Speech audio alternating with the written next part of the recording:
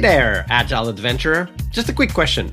What if, for the price of a fancy coffee or half a pizza, you could unlock over 700 hours of the best Agile content on the planet? That's audio, video, e-courses, books, presentations, all that you can think of. But you can also join live calls with world-class practitioners and hang out in a flame war-free and AI slop-clean Slack with the sharpest minds in the game. Oh, and yes, you get direct access to me, Vasco, your Scrum Master Toolbox podcast. No, this is not a drill. It's the Scrum Master Toolbox membership.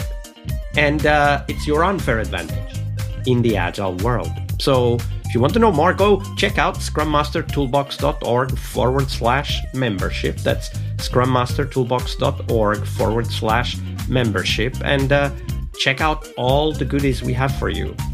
Do it now. But if you're not doing it now, let's listen to the podcast. Hello, everybody. Welcome to one more week of the Scrum Master Toolbox podcast. And this week, joining us from beautiful Melbourne in Australia is Darryl Wright. Hey, Darryl. Welcome to the show. Hi. Thanks for having me. I'm really excited to be here. Yeah, and it's lovely to start the day with an Australian accent. I appreciate you bringing the Australian accent to the show, Darryl. So Darryl's an Agile coach and an instructor dedicated to helping organizations and leaders be both successful and humane. He has over 2 decades in IT delivery and business leadership, and he champions Agile ways of working to create thriving workplaces where people are happy, productive, and deliver products that customers truly love.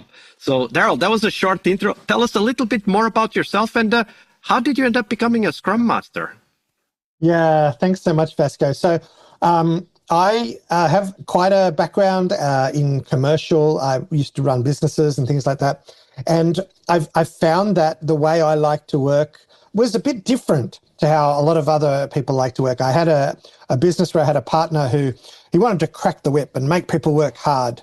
And they had to wear suits, even if they were crawling around under server racks and stuff. And my way was very different. You know, I used to take the guys down to the shops at lunchtime and we'd buy inflatable furniture and dinosaurs that stick to the roof and stuff like that. You know, and I'd say, nah, you know, come in your, you know, get stuffed on coding T-shirts and have a suit in the cupboard if you need it, right? That sort of thing.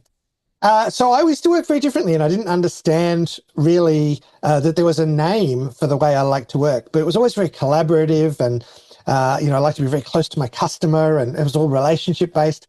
And then one day I was doing a gig at Telstra and I got handed a project and they said, you're going to manage this project. Oh, by the way, it's running Agile. And I said, I don't know what that means. Is that like gymnastics or something? Anyway, and I went in and they had this team that was already set up and running really well. They had fantastic people and this incredible vibe and they were amazingly productive, but they were having fun at the same time. And I'm like, this is amazing. Like, this is the way I want to work. I never knew that the way I worked or the way I wanted to work had a name. Turns out it has a name. That's amazing. And so, yeah, from that moment on, I knew that was, you know, the way for me for the future. Yeah, absolutely. It sounds familiar. I remember struggling with all of the rules and steps that we needed to go through, which, by the way, are emerging now again in the AI age of programming. Yes. We can talk more about that later. But that perspective, kind of like, oh, there's a way or there's a name for the way I like to work. That's a very interesting perspective.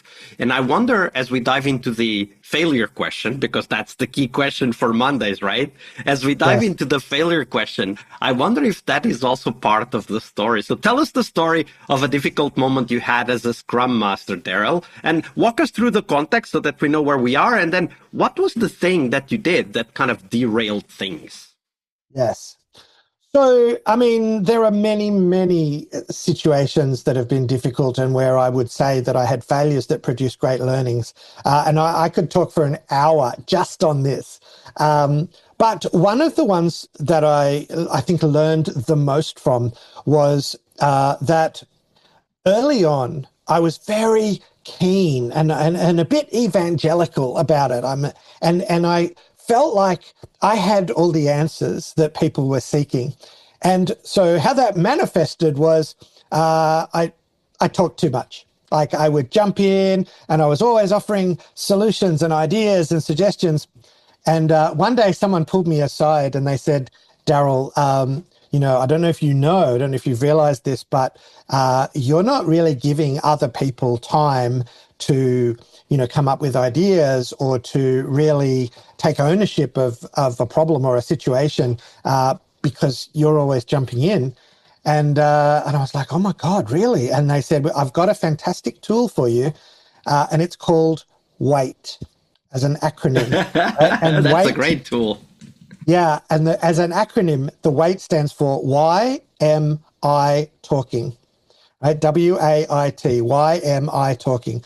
And so they said, just when you realize that you're about to talk, you're about to jump in or whatever, just ask yourself, wait, why am I talking? Is it because, you want to prove yourself? Or is it because, you think you know better than other people? Or is it because, what is it? And then ask yourself, is this the right moment for you to give an idea or a suggestion? Or is this the right moment to just listen and let them have space to come up with ideas and talk about stuff and whatever. And it was just such a generous gift. And I really took to noticing how often I had that tendency to jump in. And so I started using WAIT all the time. And now, and it's been amazing to develop so much better skills in active listening and, giving people, holding a space for people. And yeah, it's been incredible. Okay, so we need to dive into that a little bit more. I totally get the idea of why am I talking, but I can hear my younger self maybe saying, wait a minute, but if you see a problem happening, this is about to, turn into the wrong direction. They're missing this piece of information. Oh my God, if I don't act now, they're going to screw up. What did you do in those situations? It's a really good question, Vasco. And so what I found was with practicing this technique is that I got to ask myself, is this a situation where it's small enough to try, safe enough to fail? So this is a little catchphrase I use for experimentation and things. Is this something that's small enough to try, safe enough to fail? If it is, do I let them make a decision or go down a direction that I think is not going to work, and let them try it out and let them discover for themselves? As a parent of kids, I unfortunately need to let my kids make their own mistakes and learn from their mistakes. I can't stop them from making mistakes, and they don't learn from my mistakes. They only learn from their own mistakes, right? So it's kind of the same thing. And then there are other times when I go, no, there's a risk assessment or there's something really critical here that I do need to step in. And so it's having a more balanced, nuanced moment to ask myself that question. Do I need to step in here? And what I found was, yes, there are some times when I really did, but there were quite a few times where I thought, oh yes, I need to jump in, I've got the answer or whatever. And then if I just stop talking and watch, and I'm like, this is what I think the group needs to realize, or the decision that needs to be made or whatever, and just wait and see, is anyone else going to do it? Often someone else would eventually come up with that observation or that idea or whatever, and I'd go, I didn't have to. And it gives other people this empowering moment and so on. So, yeah. So I totally see your giving other people the empowering moment. And I raise you the idea that our job is to create the potential for shared leadership where everybody can come in at any point and bring their thoughts and their perspective. Yes. And when you enter, and when I enter the conversation before I give option to the others, all of the others to come in, because some are slower than others, right? When I don't give them the option to come in, I'm actually teaching them that it's okay to be silent, even when they have something to say. So I totally see that, and I think we also need, as Scrum Masters and Agile coaches, we need to realize that part of our job is to help other people be leaders themselves And we can't do that unless we step back enough for them to have the opportunity to step in. 100%. Yeah. And so these days I view it as my role to kind of try and create that space and hold that space for someone to step up and have that leadership moment or that idea or whatever.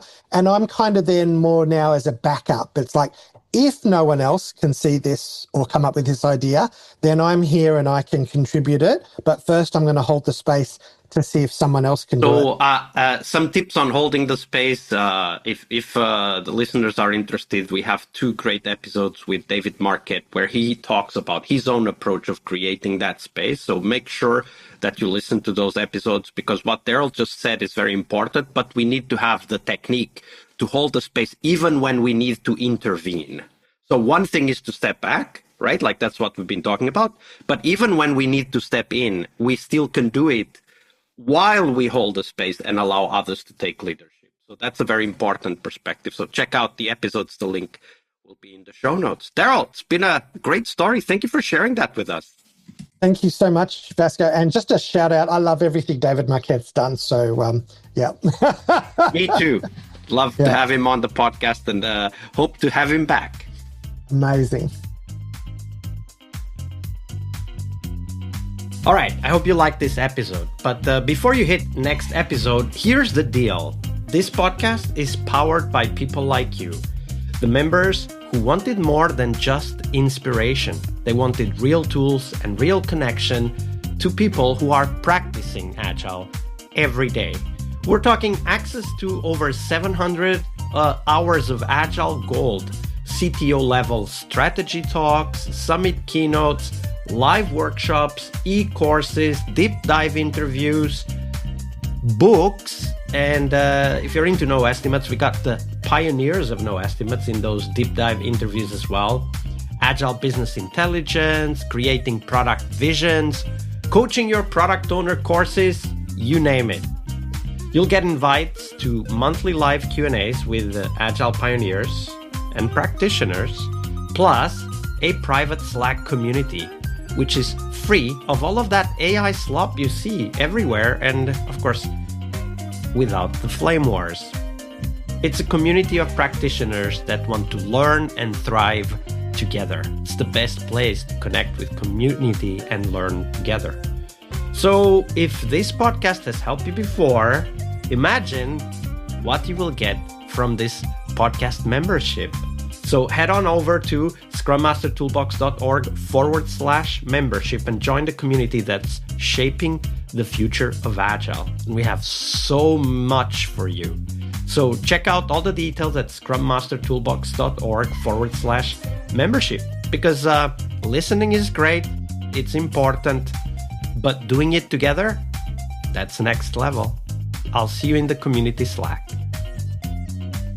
We really hope you liked our show. And if you did, why not rate this podcast on Stitcher or iTunes? Share this podcast and let other Scrum Masters know about this valuable resource for their work. Remember that sharing is caring.